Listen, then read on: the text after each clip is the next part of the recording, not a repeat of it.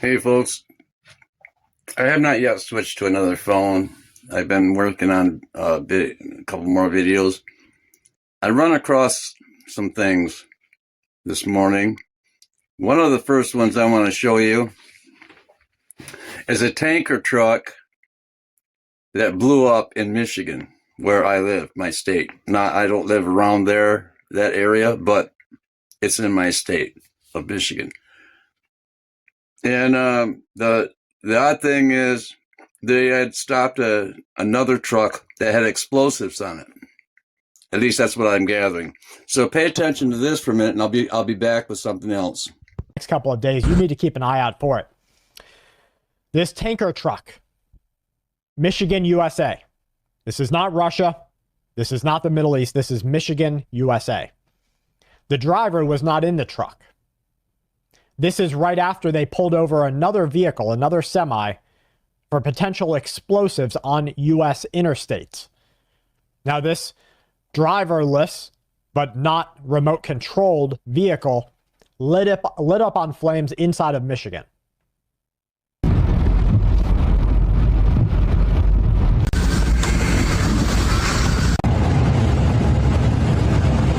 Now, you need to ask yourself one important question. Will they ever tell you when it's sabotage? And that answer is no. They will never, ever tell you until it's over. They'll investigate, and they'll say that they are investigating the reasons for these events to be taking place, but they won't tell you that right now American structures are being attacked. At best, they're going to tell you to be safe around religious gatherings, just like we have seen attacks ready for the Easter holiday. For this entire month, there are many groups who want to attack American citizens. So be on your highest level of... Now I have a couple other things to show you that's very important, and you really need to pay attention. Some of you out there do not like this guy, but I'm telling you, he's been telling you the truth about what's on the money. Now somebody else is confirming that, and they don't even know each other. I mean, they don't communicate, but it's somebody from the government, I believe, that is already talking about what's going to happen with New York getting blown up. And it has to deal with Iran and this war right here, right now. So you better pay attention, because this is going to happen real soon. I don't know when, but if I was you, I'd get out of Manhattan and out of actually New York State, to tell you the truth. That's what I would do. You watch it, and then I got another one, and I'm going to be back between them, and I'm going to explain that one. And that was something that somebody wrote a book, and I'll tell you who it is, and then you can watch that.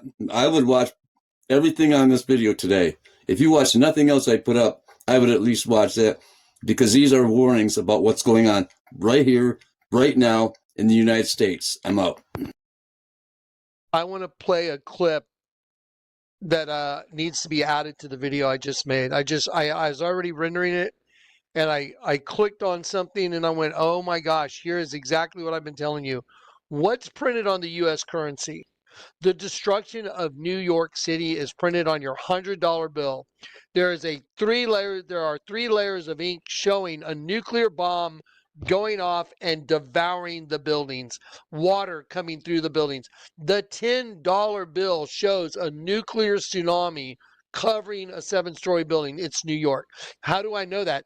Because before those images were printed on your US currency notes in your wallet, the Lord God whom I serve gave me a prophetic utterance, and the words that came out of my mouth: out of the sea shall come fire and smoke, and a devouring wind. That's a nuke. Water as high as the walls of Jerusalem will cover the city by the sea. That's a nuclear tsunami. Guess what got printed on the US currency after I spoke those words? The $100 bill shows a nuke destroying New York. Okay, the $10 bill has a nuclear tsunami going over a 7-story building. Water as high as the walls of Jerusalem will cover the city by the sea. How high are the walls of Jerusalem? Well, I went and looked them up. One place it's 107 feet, other places like 130, other places it's lower. There are different elevations depending on what part of the wall you're at.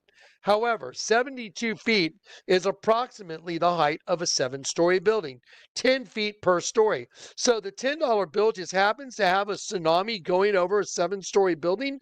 Do you know that's insane? Because the words that come out of my mouth match the images on the US currency notes. That's not remotely possible. I went and showed it to the FBI. I watched an FBI agent freak out. I watched another one want to kill me. Okay, now here's the point. Watch what this guy says. Now, watch this.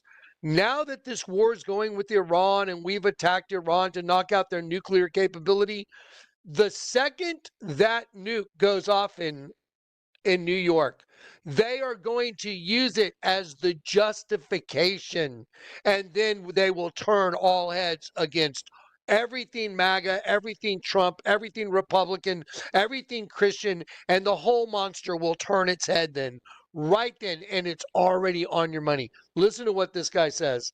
Listen to this guy, I guess Andrew Bustamante. I don't know. I just caught this just a minute ago. Watch this. This is the reality of what we've got to figure out, because whether they launch all their rockets in the next 2 weeks, that doesn't mean that's the end of the fight. For all we know, it's going to come back and bite us in 6 months when some Hezbollah cell lights New York on fire. We don't know. But when it happens, arguably it's going to be justified. To Andrew's point, there you go. That's exactly what I've been saying. They're gonna, when they light up New York with the nukes that are already printed on your currency notes, that's going to be the justification for world Islam. There it is. And it's already printed on your money. It was printed on the $20 bills, the Twin Tower bombing, the Federal Building bombing, the Pentagon bombing, all on your money. It's on your freaking money. Do you know what it took to be able to see through that darkness? And the Lord let me see that. The Lord let me show you the Vatican's a snake. I mean, come on, guys.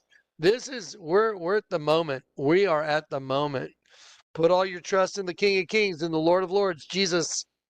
Turn the world upside down so you can see the truth. The enemy's coming. Wow. This next video, and this particular one, I made sure I got everything on it. I had to splice it together because you know YouTube likes to put ads in the most ridiculous places.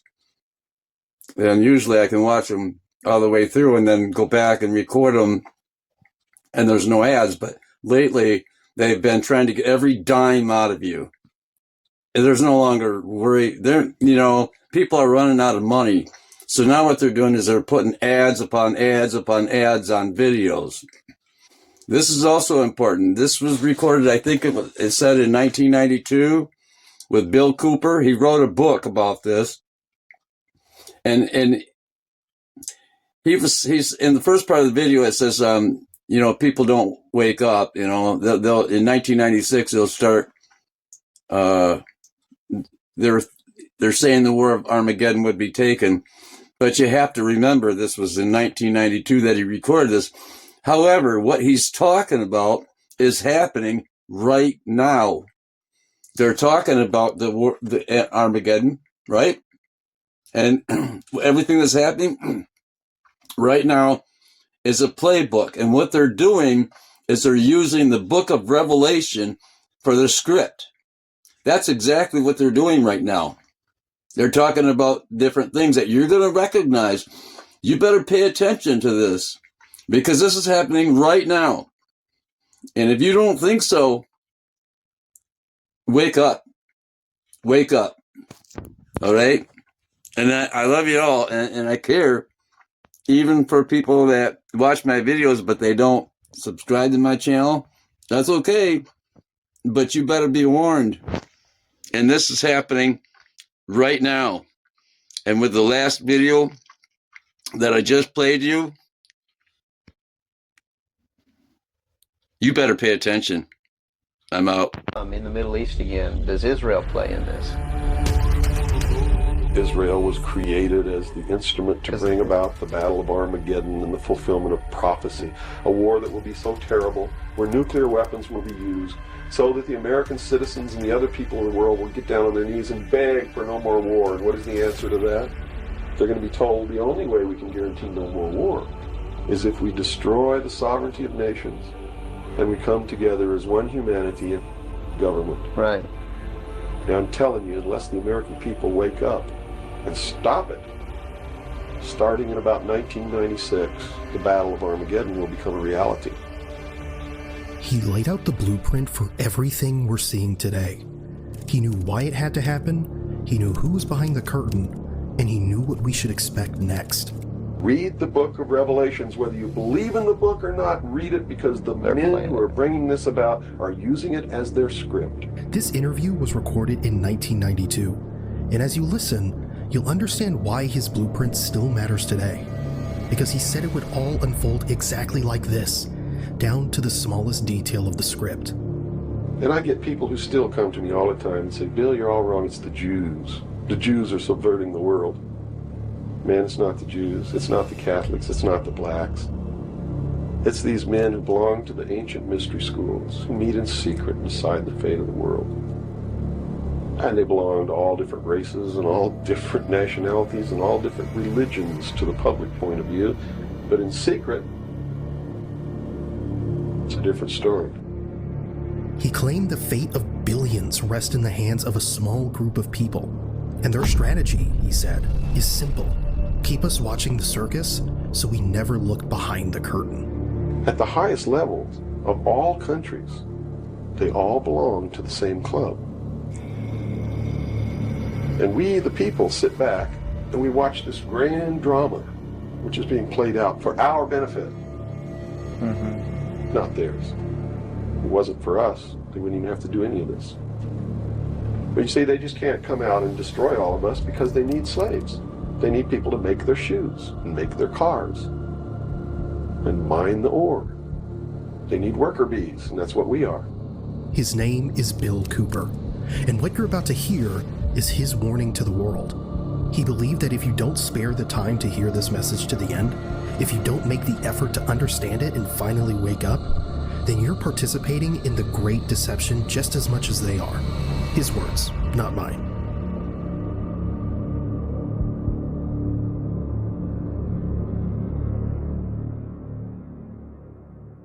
George Orwell was just like me.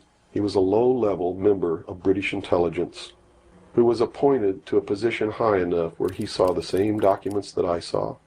And he tried to warn the world just like I'm trying to warn the world, only he wasn't willing to take the risk that I'm willing to take, so he wrote it in a book called 1984 and spelled out exactly what's coming as a warning to the people of the world, as a work of fiction.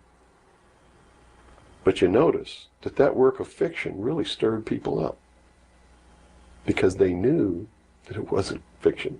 In their heart of hearts, everyone who's read that book knows that it's coming. Here's what Orwell understood. Control doesn't happen overnight. First you distract, then you divide, then you rewrite the rules so people don't even know they're being controlled. 1984 showed us the final destination. A world where nothing is true and everything is permitted except for those in power. For decades, that was just fiction. But now, more and more of the pieces are fitting together. The scenarios that were once ridiculed are beginning to look like the morning news. Why is it that you are here today, or how is it that you are here today and you're not, conveniently taken away and put in a padded cell somewhere so that you can't speak of these things? I can tell you this, I began to reveal information in 1976, and I was physically attacked on 2 occasions. My skull was caved in, that's what all these scars are here. On the second attack, I lost my leg, they visited me in the hospital. They had no intention of killing me, they were delivering a message to me. Shut up. And that was the message that came through loud and clear. And 2 men who identified themselves with identification cards who belonged to the Defense Investigative Service, which is really the Defense Intelligence Agency, asked me if I was going to shut up or they were going to have to do it right.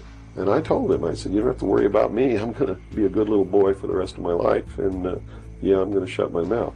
And I did for 16 years. Kept silent until I saw this. You can talk conspiracies all day and people will just ridicule you, call you paranoid. But when you start talking about what you're not supposed to, that's when they come after you. At least that's what Bill said in the full interview. But now, he's starting to say things that really make you pause. Look at the pattern. Why does every piece connect?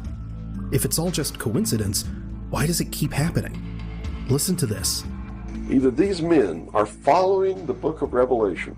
The book of Revelation is it is in the Bible. Mm-hmm. They're either following it, just like a plan, and bringing the prophecies in there to pass to manipulate and control those who believe in those prophecies and neutralize them, so to speak. In other words, if this is written in the Bible and God has ordained it, who am I to resist? It must come to pass, so I'm not going to try to stop it. Okay. What a perfect way to neutralize the opposition right off the bat. Or there really is a God, and what he said was going to come to pass is coming to pass. And I named this, Behold a Pale Horse, from chapter 13 of the book of Revelations. The fourth horse, the fourth horseman of the apocalypse is the pale horse. And I looked, and behold a pale horse, and his name that sat upon him was Death. And hell followed with him, and power was given unto them over the fourth part of the earth, to kill with sword, and with hunger, and with the beasts of the earth. Now, look at the four horsemen. Revelation 6 describes white, red, black, and pale. The Greek word for pale is chloros, greenish, the color of death. Some point to the red horse, war, as already writing. The black horse comes next. Famine, collapse. The verse describes inflated prices, scarcity. Some suggest it could be approaching. Revelation 13 describes a world where no one can buy or sell without a mark. Today, central bank digital currencies are rolling out globally. Is it the mark? No one can say. But the technology described? It's being built. Whether you believe it or not, some in power clearly do. Commanders quote Revelation, leaders invoke scripture. Bill Cooper said they're following a script. Look at the pattern. Something is lining up. Everything that's in my book, Behold a Pale Horse, is everything in here, all the documents that are in here, Mm-hmm. everything that's in this book is in the public domain. Can be substantiated. Yes, and I intentionally wrote this book, not using anything that wasn't available to the public, to show people that yes, if I can find this information, so can you. I have tons of stuff that's not available to the public. But as you can see by reading this book, you don't need that stuff because it's what you need is available to you. Public libraries are overflowing with the proof of what's really going on in the world, but nobody really utilizes it to the extent that they're able to pick this out and put it together. Another thing I've done for people is I've put it together for them so that they can see the overall picture rather than looking at small things and thinking that it's isolated. Nothing is isolated. It's all part of a big puzzle. Why is it that we can hear something this important and still forget it by tomorrow? Maybe we don't want to believe. Maybe we're scared. But I think it's something else. We're numb. Life grinds us down. Work, stress, the endless scroll, it all adds up. And then we turn on the news, hoping to understand. But instead we get noise, distortion, confusion. And that numbness, it becomes a habit, a survival mechanism. But what if that's exactly what some are counting on? All the media in this country, radio, television, and print, is all owned by 5 corporations. All of these corporations that own the media are owned and controlled, and members of the Council on Foreign Relations sit on their board of directors. But you can trace that yourself. Okay. Remember, if you go down and you trace the ownership of a station or a newspaper, and you get to a corporation, remember that somebody owns that corporation, and it's usually another corporation. But when you trace the interlocking of all these things, when you get to the top, there's 5. And all journalists know that there's some things you don't write about and you don't talk about because you'll lose your job. And that's where the control is. Let's try it, shall we? Pick a news network, any network. Let's start with CNN. On your phone, type, "Who owns CNN?" You'll see it's owned by Warner Brothers Discovery. Good. Now type, "Who owns Warner Brothers Discovery?" In 2026, that's changing. Warner Brothers Discovery just signed a deal to be acquired by Paramount for over $110 billion. Now type, "Who owns Paramount?" Paramount was bought last year by Skydance Media, and Skydance Media is led by David Ellison. Now type, "Who is David Ellison?" He's the son of Larry Ellison, founder of Oracle, one of the richest men in the world. But keep going. Who runs CBS News? CBS is owned by Paramount, and the editor-in-chief of CBS News? Barry Weiss. She was appointed after the Skydance acquisition. Now here's the thing. Cooper said all media is owned by 5 corporations. That was decades ago. Today, the names change, but the pattern doesn't. You start with a news network, you end with a billionaire. And that billionaire, always connected to power. Try it yourself. Pick any network, any platform. Follow the chain, see where it ends. You might be surprised how fast you get to the same place. Let's continue, because this next part is about us. That's why they pay athletes these fantastic salaries. I was listening to the radio the other day. They just contracted to pay one player on one team $6 million a year. Can you believe this? And why is that? It's the Roman circus. What does the emperor do when the people become restive, and when the people are asking questions, and when the people don't like the policies of the emperor? He sends them to the circus. He creates a circus. He builds a giant coliseum. And he begins to throw the Christians to the lions. And he has great chariot races and football games and basketball games, all to keep the idiots preoccupied with things that don't mean anything in the scheme of the entire world, so that they don't have the time to learn what the truth is, so they don't ever get smart enough to learn how they're being manipulated, so they don't ever question the emperor. That's why they pay a player on a football team or a baseball team $1 million or $2 million or $3 million a year. It is the Roman circus. I know men who don't know anything in the world except who plays third base for the Mets. And they think that's a great accomplishment. And they meet and pat each other on the back and bond and go have cocktails and talk about what this guy that plays third base for the Mets did in last night's game. It's sad. It's really sad. Juvenal, the Roman poet, said it almost 2,000 years ago. The people who once handed out military commands, high offices, everything, now restrains itself and anxiously hopes for just 2 things: bread and circuses. Bread and circuses. Today, the bread is your paycheck. The circus is the game. And while we're glued to the screen cheering for millionaires we've never met, the real decisions are being made somewhere else, by people we'll never see.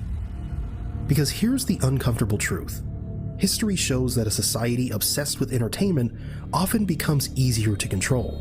As long as we're watching, we're not asking. As long as we're cheering, we're not challenging. And as long as we're numb, they stay in power. But let me tell you something.